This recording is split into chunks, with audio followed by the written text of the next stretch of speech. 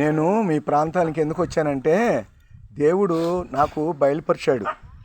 చెంచులనే area ఉంది, ఆ ఏరియాకి వెళ్ళండి. అది ఎక్కడ అని నాకు తెలియలేదు. నేను వచ్చి 3 రోజులు అయ్యింది. ముటుకులు వచ్చాను. ముటుకులు వచ్చి మీ ఊరి పేరేంటి? రెంటపల్లి తెల్లగట్ల వీళ్ళది రెంటపల్లి. ఈ అబ్బాయిని అడిగాను అనమాట. ఈ అబ్బాయిని అడిగితే ఈ అబ్బాయి చెప్పాడు అనమాట, ఇక్కడ ఉన్నారు చెంచులని.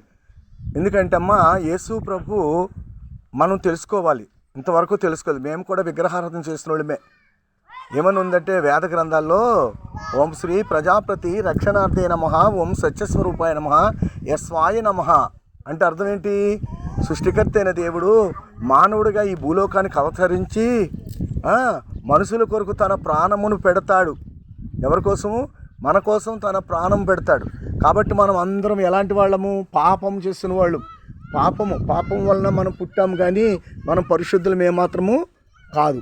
మనకి పాపం ఉంది, కర్మదోషం, పాపదోషం, పితరుల దోషం. ఈ పాపాలన్నీ పాపముతోనే మనము చచ్చిపోయామనుకో, ఈ పాపం ఎవరి వలన పరిహారం అవుతుందో తెలుసా?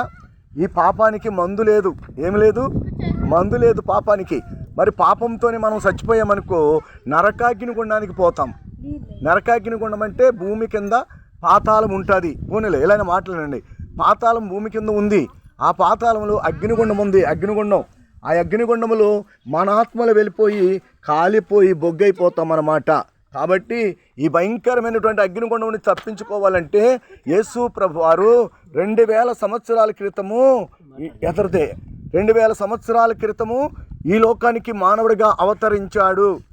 ఆయన సర్వశక్తిమంతుడు, సర్వోన్నతుడు, సృష్టికర్త, సకల జీవకోటి ప్రాణులను పుట్టించినవాడు. ఆయన మరణమై 3 రోజున సమాధి గెలిచాడు. ఆయన పాతాళంలోనికి వెళ్ళాడు, పాతాళాన్ని పెళ్లగించాడు. సాతాను బందికములో, సంధాన యొక్క బంధకములో ఉన్న మనుషులందరూ విడిపించాడు. గుంటువారిని, గుడ్డివారిని, మూగవారిని